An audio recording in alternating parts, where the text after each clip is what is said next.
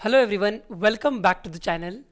So NPS grade A and grade B के लिए आप सबके पास एक नया कंपोनेंट सामने आया है जिसका नाम है इंडियन ट्रस्ट एक्ट 1882। और आप सबके मन में ये डाउट है कि इस नए कंपोनेंट से किस तरह के एमसीक्यूज पूछे जा सकते हैं और इसकी प्रिपरेशन किस तरह से करनी है। तो जो आज की वीडियो है मैं आपके लिए इसीलिए लाया हूँ जिसमें कि आप समझ सकेंगे कि पूरा का पूरा इंडियन ट्रस्ट एक्ट आपको नहीं पढ़ना है, आपको किन चीज़ों पे फोकस करना है, किस तरह के क्वेश्चन आ सकते हैं, क्योंकि बेसिक क्वेश्चन आने वाले हैं, इजी क्वेश्चन आने वाले हैं, और अगर आपको आंसर नहीं भी पता है तो कैसे आप इंटेलिजेंटली गेस करके आंसर को डिराइव कर सकते हैं या पता कर सकते हैं। तो ये कंपोनेंट की टेंशन आपको लेने की ज़रूरत नहीं है आज के लेक्चर के बाद, ठीक है। So we are going to start with the Indian Trust Act day 1 part 1 in the revision series for the NPS grade A and grade B.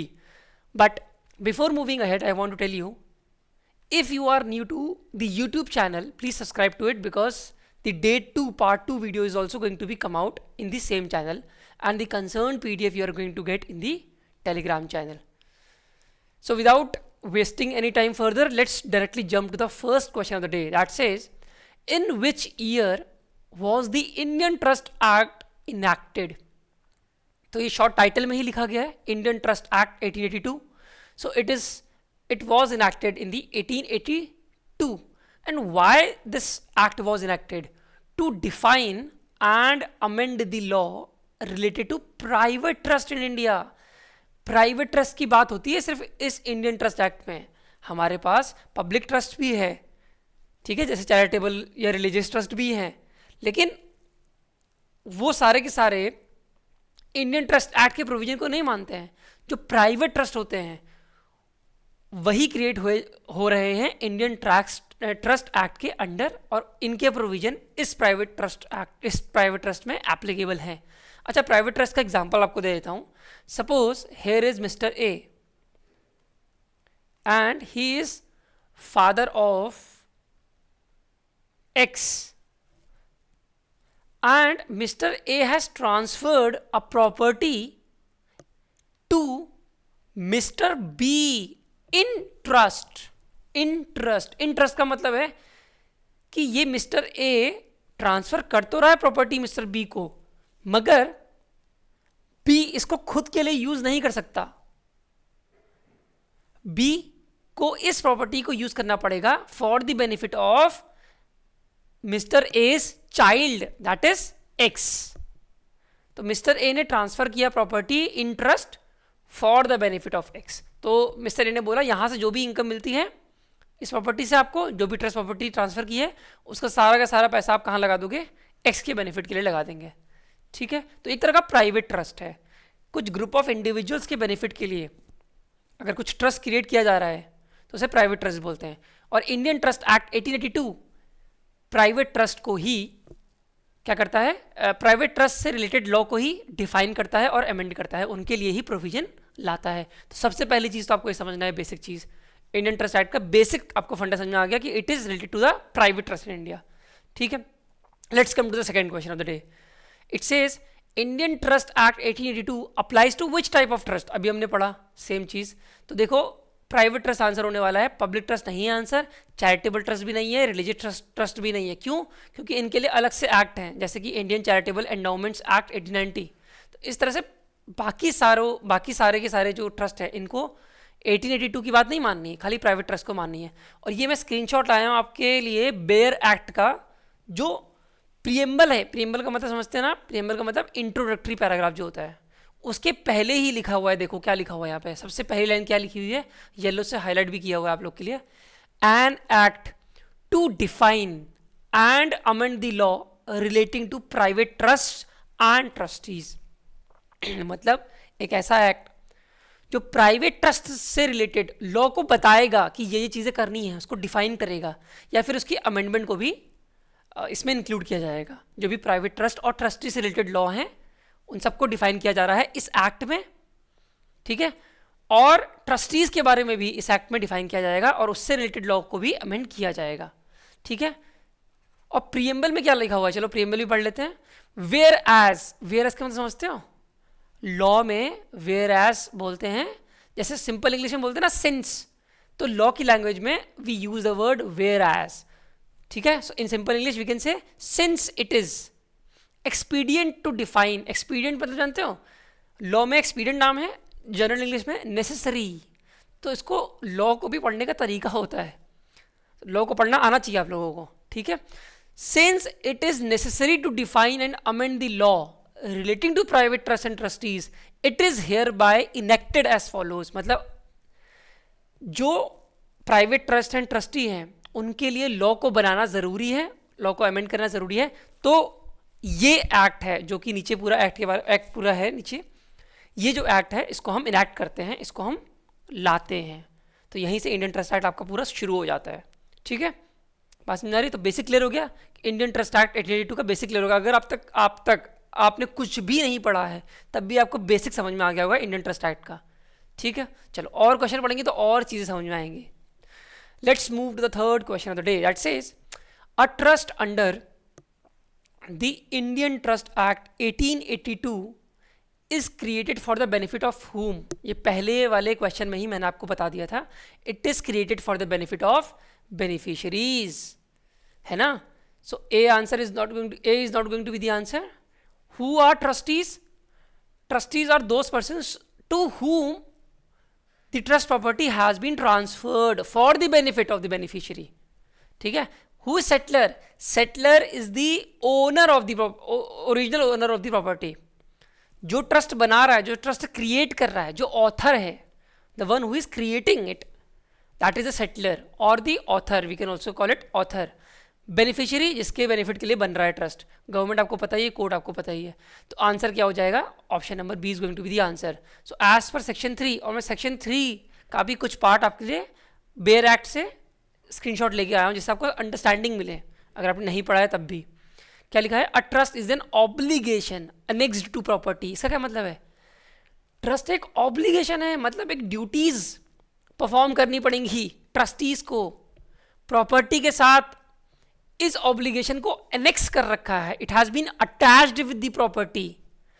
If mister A is transferring property to mister B, but while transferring it he is also attaching the obligation that needs to be performed, that needs to be fulfilled by Mr. B for the benefit of Mr. A's son, that is X. ठीक है, जो first case में example दिया था. तो trust एक obligation है जिसको अनेक्स कर रखा है प्रॉपर्टी के साथ, and it must benefit the beneficiary. और ये आपका ओरिजिनल बेयर एक्ट का स्क्रीनशॉट है. थर्ड है इंटरप्रिटेशन क्लॉज, जिसमें कि ट्रस्ट को डिफाइन कर रखा है, क्योंकि ट्रस्ट को इंटरप्रेट कर रहे हैं ना. तो ट्रस्ट क्या है? Is an obligation annex to the ownership of property and arising out of a confidence reposed in. repose मतलब placed. बात समझने ध्यान से.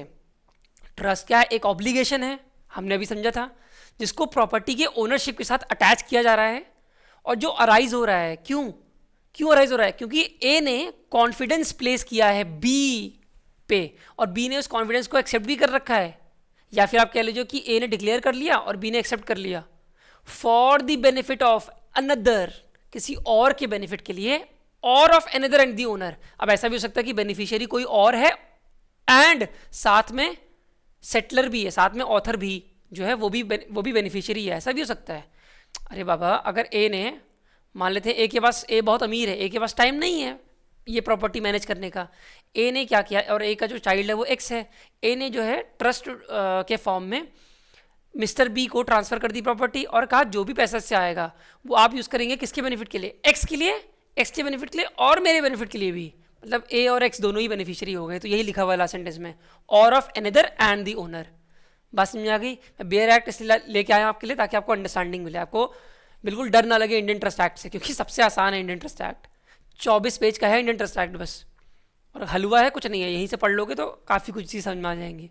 ठीक है, चलो next question is who is the person that creates the trust. इसकी बात भी कर चुके हैं. इसको ऑथर बोलते हैं हम, सेटलर बोलते हैं हम. ठीक है, तो ट्रस्टी तो नहीं, बेनिफिशियरी नो. अच्छा हाँ, ऑथर ऑफ द ट्रस्ट. तो option number C is going to be the answer. Again in the section number 3 the definition of author of trust is given. तो सेक्शन नंबर 3 का हमने थोड़ा तो पढ़ लिया था पहले ही. बचा हुआ पार्ट क्या है? किस किस की definition is given in this section 3. देखो क्या लिखा हुआ है, ऑथर ऑफ ट्रस्ट की डेफिनेशन भी गिवन है, trustees definition is also given, beneficiary, trust property, beneficial interest and instrument of trust. All these definitions are given in this section number 3 only. So we have covered the trust. Now let's talk about the author of the trust. क्या लिखा हुआ definition में? The person who reposes, that means who placed or declares the confidence. हमने trust की definition में पढ़ा था ना कि author क्या करता है, arising out of confidence place करता है ओनर पे. तो यही डेफिनेशन है ऑथर की. द पर्सन हु रिपोजेस और declare the confidence is called the author of the trust. ठीक है. And the person who is going to accept the confidence is called the trustee. ठीक है. तो आपको दोनों ही डेफिनेशन याद रखनी है. एग्जाम में थोड़ी कि ट्रस्टी कि आपसे ऑथर की डेफिनेशन पूछ रहा है, आपसे ट्रस्टी की डेफिनेशन भी पूछ सकता है. ठीक है. And the person for whose benefit the confidence is accepted is called the beneficiary. जिस पर्सन के लिए ये ट्रस्ट बनाया गया है, जिसके बेनिफिट के लिए, वो पर्सन बेनिफिशियरी है. और जो भी सब्जेक्ट मैटर है ट्रस्ट का इज कॉल्ड ट्रस्ट प्रॉपर्टी. अच्छा, ट्रस्ट प्रॉपर्टी क्या हो सकती है? लैंड हो सकती है, बिल्डिंग हो सकती है, मनी हो सकता है, कुछ भी, करेंसीज हो सकती है, फॉरेन करेंसीज हो सकती है, कुछ भी जिसका बेनिफिट बेनिफिशियरी को मिलने वाला है, जो कि ट्रस्टी प्रोवाइड करेगा. ठीक है. ठीक है. अच्छा, बेनिफिशियल इंटरेस्ट और interest of the beneficiary is his right against the trustees as the owner of trust property. Beneficial interest का मतलब यहाँ बोला गया है, या फिर इंटरेस्ट का मतलब बोला गया है.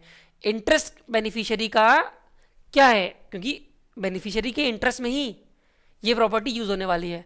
तो इंटरेस्ट ऑफ द बेनिफिशियरी क्या है? ये एक राइट है बेनिफिशियरी के पास, जो कि वो ट्रस्टीज के अगेंस्ट यूज कर सकता है. अगर ट्रस्टी ने इस प्रॉपर्टी का यूज बेनिफिशियरी के बेनिफिट के लिए नहीं किया, तो बेनिफिशियरी के पास ये राइट है कि वो कोर्ट में जाके केस कर सकता है ट्रस्टीज के अगेंस्ट कि भाई इसने ये ट्रस्ट प्रॉपर्टी का यूज मेरे बेनिफिट के लिए नहीं किया, अपने पर्सनल बेनिफिट के लिए कर लिया. ठीक है. And the instrument if any by which the trust is declared. So whatever document has been used, if there is any document, it can be orally as well. हाँ. So if any document has been used, any instrument has been used to declare this trust, that document is called the instrument of trust. ठीक है. So this is the definition of instrument of trust. So we have seen the definitions. Next question. Question number 5. Which is not an essential element of the trust. अच्छा, this has been defined in the section 6. First of all, let me tell you what has been described as the essential element that are required for the creation of valid trust. Those are, first is author of the trust. In the section 6 it is defined कि these are the essential elements. Author of the trust is necessary, trustees are necessary, beneficiary is necessary, trust property is necessary, and intention to create a trust is necessary. So there is nowhere it is written that कि a legally enforceable contract is necessary. So this is not an essential element, so this is going to be the answer. So for the trust, for the creation of trust, author is important, author is essential element. So it is not going to be the answer. Trust is also important, beneficiary is also important, trust property is also important. But a legally enforceable contract is not the essential element of the trust. ठीक है. So that we can see in the section 6 of Indian Trust Act. ठीक है. ये है सारे के सारे points जो मैंने आपको बताया अभी. ठीक. चलो. The person who holds the trust property is called what? Who holds the property for the benefit of another? That is your trustee, not the settler, not the beneficiary, not the agent, not the advocate. It is trustee. और trustee की definition we have already seen in the section 3. ठीक है. चलो. 7th question. The subject matter of the trust is called what? Again section 3. तो section 3 से question आपको पूछा जा सकता है. इसका मतलब समझ में क्या आ रहा है आपको कि सेक्शन 3 इंपॉर्टेंट सेक्शन है क्योंकि डेफिनेशन दी हुई है. Subject matter of the trust is called what? Trust agreement? No. Trust property? Yes. We have seen this definition. Trust property we have seen ना. सी क्या लिखा हुआ है यहाँ पे ट्रस्ट प्रॉपर्टी के बारे में? The subject matter of the trust is called trust property.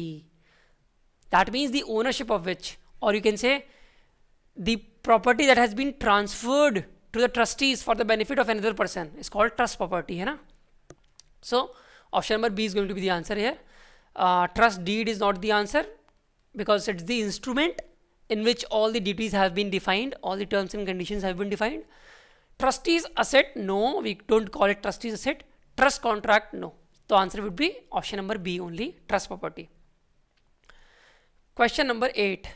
A trust must be created for the lawful purpose as per which section? Good question. So as per section number 4, that is option number B is going to be the answer. So in the section number 4, it is written that the trust must be created for the lawful purpose only, failing which it is void. Please remember this point. It is very important section. See, I have also attached the screenshot of section number 4. A trust may be created for any lawful purpose, and every trust of which the purpose is unlawful, it is going to be void. It is going to be void. वो मान्य नहीं होगा, अमान्य होगा, हिंदी में बोलते हैं, ठीक है. So you can't have any trust which is for the unlawful purpose. ठीक है. Section 4 defines that, and you have to remember this section number. Important section है. Question number 9. If a trustee dies or resigns, how is new trustees appointed? Even if you don't know the answer, you can intelligently guess it through a will, through a court order. So typically पूछ रहा है क्या होता है? Typically by the beneficiaries, new trustees are going to be appointed by the beneficiaries, or as per the trust deed provision. None of the above. तो क्या होना चाहिए? Logically as per trust deed provision. और यही चीज section number 73 भी कहता है. ठीक है. Whenever any person appointed a trustee disclaims, or any trustee either original or substituted dies और is for a continuous period of 6 months absent, तो ये 6 months भी याद रखना है. अगर 6 महीने के लिए वो इंडिया से बाहर है या एबसेंट है कि बाहर ही रहना है उसको, मान लो इस चीज़ के लिए, तो क्या होगा? जो नया पर्सन अपॉइंट होगा, the person appointed for that purpose by the instrument of trust. तो टिपिकली क्या होता है? ट्रस्ट डीड में जो भी प्रोविजंस हैं उसके अकॉर्डिंग नया बंदा, नया trustee is going to get appointed. ठीक है. इजी क्वेश्चन, अगर आपको नहीं भी आता तब भी आप इसको कर सकते हो इजिली, इंटेलिजेंटली गेस करके. चलो, let's move to the 10th question of the day. A trust can be revoked. Revoked मतलब वापस ले लेना. You can withdraw it. When you are going to withdraw it? If author wants it. Second, the beneficiaries, all the beneficiaries wish to dissolve it. If there are more than one beneficiary, all the beneficiary collectively can dissolve it. Third option, it is revocable as per the trust deed. अगर trust deed के according इसको revoke किया गया है. या फिर fourth option है by the court orders. E option is all of the above. So the answer would be all of the above. अगर सेटलर या ऑथर को ये राइट है कि वो रिवोक कर सकता है तो ऑथर कर सकता है, बिल्कुल ए ऑप्शन सही है. बेनिफिशियरीज अगर चाहें तो कर सकते हैं, और अगर ट्रस्ट डीड में लिखा हुआ है कि रिवोक किया जा सकता है तो बिल्कुल सही है. कोर्ट ऑर्डर से तो कोर्ट ऑर्डर करेगा तो कुछ भी संभव नहीं है, कोर्ट कुछ भी कर सकता है. So all of the above is going to be answer, and this has been talked about in section number 8. ठीक है. क्या लिखा हुआ है देखो, सेक्शन नंबर 8 मैंने स्क्रीनशॉट लाया हूं आपके लिए. A trust created by will may be revoked at the pleasure of the testator. अच्छा, एक चीज और समझना कि trust can be created by the will as well and without will as well. Without will के लिए एक डॉक्यूमेंट वगैरह या ओरली कुछ हो गया है. विल मतलब क्या होता है पता है ना आपको? किसी की डेथ हो जाती है तो वो एक पहले से लेगेसी किसके नाम पे छोड़नी है वो लिख के दे जाता है. That is will. So a trust can be created by the will as well and without the will as well. ठीक है. And if it is created by the will, it can be revoked by the testator. Who is testator? Basically, who has created this will. So it can be revoked by him.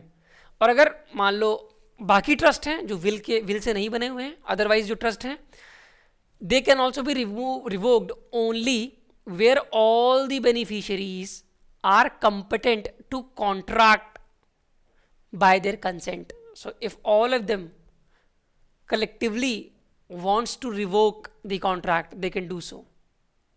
ठीक है. Where the trust has been declared by a non-testamentary means non-will trust. Testamentary का मतलब है will के through trust बनाना, और non-testamentary का मतलब will के बिना भी तो ट्रस्ट बन जाएगा, जरूरी थोड़ी है विल से ही बने. और by words of mouth in exercise of power of revocation expressly reserved to the author of the trust. तो अगर ट्रस्ट डीड में ये एक्सप्रेसली लिखा हुआ है कि ऑथर के पास ये पावर है रिवोक करने की, तो वो कर सकता है. ठीक है. और where the trust is for the payment of debts. अच्छा, ये अलग तरह का ट्रस्ट है. This trust is created for the payments of the creditors of the author of the trust and has not been communicated to the creditors, and the creditors don't know that to repay their debt, a trust has been created. They don't have any idea about this trust. So in this case also the author can revoke the trust. ठीक है, तो ये section number 78 था. Easy था कि revoke कब कर सकते हो भाई. ज़्यादातर केसेस में क्या होता है, ऑथर जो होता है वो रिवोक कर सकता है, और बेनिफिशियरीज भी कर सकते हैं, सबकी कंसेंट होनी चाहिए. And if they are competent to the contract, यहाँ पे उनको कॉन्ट्रैक्ट का कॉम्पिटेंट होना चाहिए. कॉन्ट्रैक्ट का कॉम्पिटेंट समझते हो ना, वो साउंड माइंड के होने चाहिए. कॉन्ट्रैक्ट एक अलग एक्ट है, कॉन्ट्रैक्ट एक्ट, लेकिन यहाँ पे कॉन्ट्रैक्ट की बात की गई है कि अगर वो कॉन्ट्रैक्ट के लिए कॉम्पिटेंट हैं सारे बेनिफिशियरी. अगर माइनर है, माइनर तो कॉन्ट्रैक्ट में आ नहीं सकता, तो उस केस में बेनिफिशियरी कलेक्टिवली नहीं कर सकते रिवोक. किसको? इस ट्रस्ट को. But if the beneficiaries are competent to the contract, then by all the consent they can revoke it. ठीक है, इजी है, ज़्यादा अंदर घुसने की जरूरत नहीं है, क्योंकि आपको बेसिक समझना है. चलो, अब आपका नेक्स्ट क्वेश्चन है एक homework. What is the role of the beneficiary in a trust. ये मैं आंसर नहीं कर रहा आपको, ये आपको आंसर करना है अपने लॉजिक से, अपने दिमाग से. बेनिफिशियरी का रोल क्या होगा ट्रस्ट में. बेनिफिशियरी की बात हम कर चुके हैं, इसका हम डेफिनेशन भी देख चुके हैं. You have to answer me in the comment section after pausing the video. ठीक है, तो बस आई होप आपको बहुत मजा आया होगा. अगर मजा आया तो नीचे कमेंट सेक्शन में लिख देना कि हाँ थोड़ी बहुत हेल्प हो गई आपकी ट्रस्ट एक्ट के बेसिक से लेके. अब इसका नेक्स्ट पार्ट हम कल पढ़ेंगे. ठीक है, चलो अब मिलते हैं कल, तब तक के लिए tata bye bye. Thank you everyone.